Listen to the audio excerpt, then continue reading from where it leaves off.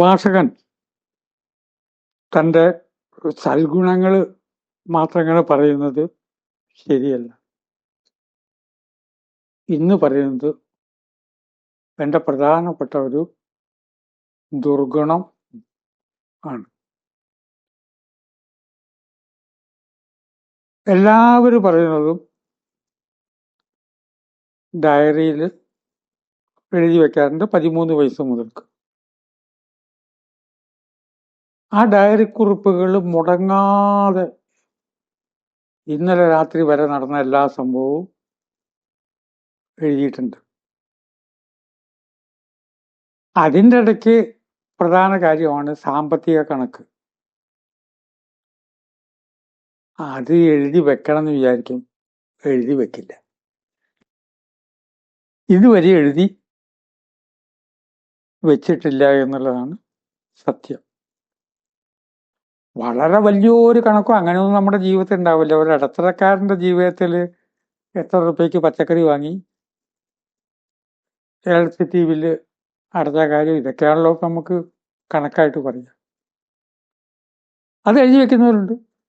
അവരോരോന്നും എഴുതിയ കണക്ക് നോക്കുമ്പോൾ നമ്മൾ അത്ഭുതപ്പെടും. മീൻ വാങ്ങിയത് ഇത്ര റുപ്യ എന്ന് നമ്മൾക്ക് കൃത്യമായിട്ട് കണക്ക് എഴുതിയ ആളുകളുണ്ട്. എൻ്റെ ഭാര്യയുടെ പിതാവ്, അന്ന് ശമ്പളം 100 റുപ്യ താഴേക്കാണ് അധ്യാപകർക്ക് ഉള്ളത്. VP ഗോവിന്ദൻ നായർ എന്ന് പറഞ്ഞൊരു അധ്യാപകനായിരുന്നു പള്ളിപ്പുറം എന്നൊരു ഗ്രാമത്തിൽ. 100 റുപ്യൊന്നും ശമ്പളം ഉണ്ടാവില്ല അന്ന്. പക്ഷെ ചെലവായത് 1 അണ 2 മുക്കാല്, എത്രയോ കൊല്ലമായിട്ട് കണക്കുകൾ എഴുതി വെച്ചിരിക്കുന്നു. അദ്ദേഹത്തിന്റെ കാലശേഷം ആ സ്മരണയ്ക്ക് ഞാൻ ഈ കണക്ക് പുസ്തകങ്ങൾ ഇങ്ങനെ എടുത്തു വെച്ചിട്ടുണ്ട്. ഒരത്ഭുതം. ഏതോ ഒരു കൊല്ലത്തിൽ ഓരോ കൊല്ലവും വാങ്ങിയതിന്റെ കണക്കാണ്. ഇത് ജീവിതത്തിന്റെ കാര്യമാണ്. ധന്യമീ ജീവിതത്തിൽ സംസാരിക്കുക, പുറമെ എന്തെങ്കിലുമൊക്കെ പറഞ്ഞിട്ട് പിന്നീട് വേറെ ലൈഫിലേക്കാണ് മാറുന്നത് എൻ്റെ പ്രഭാഷണത്തിന്റെ രീതിയാണ്. അപ്പൊ കണക്ക് വെക്കണം എന്നാണ് ഇപ്പൊ പറയണല്ലേ. അതെ, നിങ്ങൾ കാശിന്റെ കണക്ക് എഴുതി വെച്ചാലും വേണ്ടില്ല, വെച്ചില്ലെങ്കിലും വേണ്ടില്ല. ചില കണക്ക് എഴുതി വെക്കരുത് എന്നാണ് ഞാൻ ഇപ്പൊ പറയണത്. അല്ല, അതിങ്ങനെ പെരപ്പണി നടക്കുമ്പോൾ ഓരോന്നിനും എത്ര കാശ് ചിലവായി ആക്കെ എഴുതി വെച്ചോളൂ. ഇപ്പൊ ഞാൻ പറഞ്ഞ കണക്ക് എഴുതി വെക്കരുത്. കാരണം ടേലിയാവുക എന്ന് പറയും. അവസാനം കൂട്ടുമ്പോൾ കൃത്യമാവണ്ടേ. അയ്യപ്പന് ഇത്ര കൊടുത്തു, ഗോപാലകൃഷ്ണന് ഇത്ര കൊടുത്തു, ശങ്കുണ്ണിക്ക് ഇത്ര കൊടുത്തു, ബസ്സിന് 10 റുപ്യ 50 പൈസ കൊടുത്തു. കൂട്ടുമ്പോ നമ്മളുടെ കയ്യിലെ കാശായിട്ട് കണക്കാവണ്ടേ. ഇങ്ങനെ ഒരിക്കലും ടാലിയാവാത്ത ഒരു കണക്ക് ജീവിതത്തിലുണ്ട്. ഈ വിവരം അറിയാത്തത് കൊണ്ടാണ് നമ്മളൊക്കെ ദുഃഖിച്ചുകൊണ്ടിരിക്കുന്നത്. ഈ കണക്കുകൂട്ടലൊക്കെ അവിടെ ഉണ്ട്. സ്നേഹിച്ചവര് അതേ അളവിൽ നമുക്ക് സ്നേഹം മടക്കിത്തരും എന്നൊരു വിചാരമുണ്ടെങ്കിൽ ആ കണക്ക് എഴുതി വെച്ചവര് ജീവിതത്തിൽ ദുഃഖിക്കുക തന്നെ ചെയ്യും. ഒരിക്കലും കൊടുത്ത സ്നേഹം മടക്കി കിട്ടില്ല. ആ കണക്ക് എഴുതി വെക്കണ്ട, അത് പോയി. എത്ര കുട്ടികള് അമ്മ ആഹാരം കഴിച്ചോ ചോദിക്കാറുണ്ടോ? അമ്മ ഇന്നലെ എന്തോ ഇങ്ങനെ കാണിക്കാറുണ്ടല്ലോ, അമ്മയുടെ കയ്യിൽ നിന്ന് ഇവിടെ വേദന ഉണ്ടപ്പോ അമ്മ, അതുകൊണ്ടാണല്ലോ അമ്മ ഇങ്ങനെ കാണിച്ചത്. അവനോന്റെ കാര്യം എന്നല്ലാതെ ഈ കൂട്ടാന് സ്വാദില്ല എന്ന് പറയാനല്ലാതെ അങ്ങോട്ട് കൊടുത്ത സ്നേഹം ലോകത്തെ ഏതെങ്കിലും ഒരു അമ്മയ്ക്ക് കിട്ടിയിട്ടുണ്ടോ? ശങ്കരാചാര്യരുടെ കൃതികൾ വായിക്കുമ്പോൾ കണ്ണു നിറയും. ശങ്കരാചാര്യർ പറഞ്ഞു, ഈ ഭൂമിയിൽ ഒരു പുത്രനും അമ്മയ്ക്ക് സ്നേഹം മടക്കി കൊടുത്തിട്ടില്ല, ഞാനും കൊടുത്തിട്ടില്ല. ആലോചിക്കുമ്പോൾ വിഷമുണ്ട്. കാരണം തുല്യ അളവിൽ ഈ സ്നേഹം കിട്ടില്ല. എത്രയോ പേരെ നിങ്ങൾ സഹായിച്ചോളൂ, ഒരാവശ്യം വരുമ്പോൾ ഇവരാരും നിങ്ങൾക്ക് ഉണ്ടാവില്ല, ഇവരാരും നിങ്ങളെ സഹായിക്കില്ല. അച്ഛൻ്റെ പ്രോപ്പർട്ടി മുഴുവന് കിട്ടിയ മക്കൾ വരെ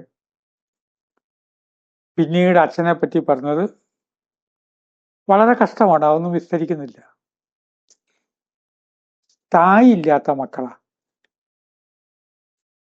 എത്രയോ പേര് പറഞ്ഞ് ഞാൻ കേട്ടിട്ടുണ്ട്. ഒന്നിനും സ്ഥായില്ല.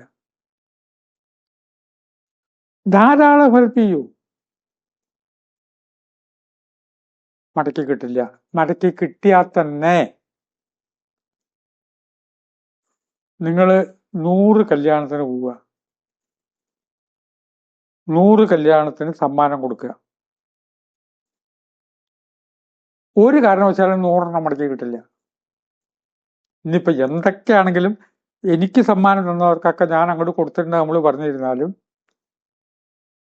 എൻ്റെ അഭിപ്രായത്തിൽ 17 കിട്ടും, വേറെ ഒരു 13 കിട്ടും. അത് അങ്ങോട്ട് കൊടുക്കാത്തതായിരിക്കും. കൊടുത്ത സ്നേഹത്തിന് തുല്യ അളവിൽ മടക്കി കിട്ടുന്നത് ഇല്ല എന്നുള്ളതാണ് സാഹിത്യത്തിന്റെ അടിസ്ഥാനം. എല്ലാ കഥകളും എന്താ? എ ബിയെ സ്നേഹിച്ചു, ബിക്ക് ഇങ്ങോട്ട് സ്നേഹമില്ല, ബിക്ക് സ്നേഹം സിയോടാ. എന്നാ സിക്ക് ബിയോട് സ്നേഹം ഉണ്ടല്ല, ബിക്ക് അങ്ങട്ടാ. ഇത് ടേലിയാവില്ല. ഒരു കാരണവശാലും ഈ കണക്ക് ശരിയാവില്ല എന്നുള്ളത് കൊണ്ടാണ് ഈ ലോകത്തിന്റെ ദുഃഖം. ഓരോരുത്തരെ പറ്റി അയൽവാസികൾ പറയും, അയാൾ ആ കുട്ടികളെ എങ്ങനെ നോക്കിയതാ. എന്നിട്ടോ അയൽവാസി പറയും, എന്നിട്ട് ആ ചെക്കൻ വലുതായിട്ട് ഇപ്പം എന്താ ഉണ്ടായി? ഒന്നും സംഭവിക്കില്ല. ഏതെങ്കിലും പേരക്കുട്ടി മുത്തച്ഛന് സ്നേഹം കൊടുത്തിട്ടുണ്ടോ? പേരക്കുട്ടികളെ കാണുമ്പോഴേക്കും മുത്തച്ഛൻ സെന്റിമെന്റ്സ് ഉണ്ടാകും. കാരണം അവരുടെ സുരക്ഷിതത്വം നിലനിൽക്കുന്നത് മുത്തച്ഛന്മാരിലായതുകൊണ്ടാണത്. അത് സ്നേഹമൊന്നല്ലാന്ന് വേറെ വിഷയം. എൻ്റെ മുത്തച്ഛനെ കഴിഞ്ഞിട്ട് എനിക്ക് വേറൊന്നുള്ളൂ ഏതെങ്കിലും കുട്ടി പറഞ്ഞിട്ടുണ്ടോ? ആദ്യകാലത്ത് കുട്ടികളെ നോക്കുന്നത് അച്ഛനും അമ്മയൊക്കെ നോക്കിയിട്ട് ജോലിക്ക് പോണവരാണെന്ന് വെച്ചാൽ ഇവരുടെ അച്ഛനും അമ്മയും പേരക്കുട്ടികളെ നോക്കും. അങ്ങനെ പേരക്കുട്ടികളെ മാത്രം ശ്രദ്ധിച്ച ഒരു മുത്തച്ഛനും മുത്തശ്ശി എന്നോട് പറയാണ്, വലുതായി കഴിയുമ്പോൾ മാറ്റമുണ്ട് കേട്ടോ, അവർക്കറിയാം അവരുടെ അച്ഛനും അമ്മയും വേറെയാണ്, ഞങ്ങളല്ലാതെ. ആദ്യകാലത്ത് കാണിക്കും സ്നേഹം. ഇവരൊന്ന് ഊറ്റം പറയും, അവർക്ക് അച്ഛനമ്മയും വേണ്ട, ഞങ്ങളെ മതി, പേരക്കുട്ടികൾക്ക് ഞങ്ങളെ മതി എന്നൊക്കെ പറയും. സംഗതി ശരിയായിരിക്കും. പക്ഷെ വലുതാവുമ്പോൾ ഈ ശക്തിയൊക്കെ പിൻവലിക്കും. ഈ കണക്ക് ജീവിതത്തിൽ ഒരിക്കലും ശരിയാവാത്തതാണ്. നമ്മുടെ കഥകൾ എടുക്കുക, നോവൽ എടുക്കുക, സിനിമ എടുക്കുക, ആ ഒക്കെ എടുത്താൽ അത് നമ്മളെ ഇരിക്കുന്നത് അമ്മ മകനെ എത്ര സ്നേഹിച്ചു, എന്നിട്ടോ മകൻ ഇങ്ങോട്ടൊരു സ്നേഹമില്ല.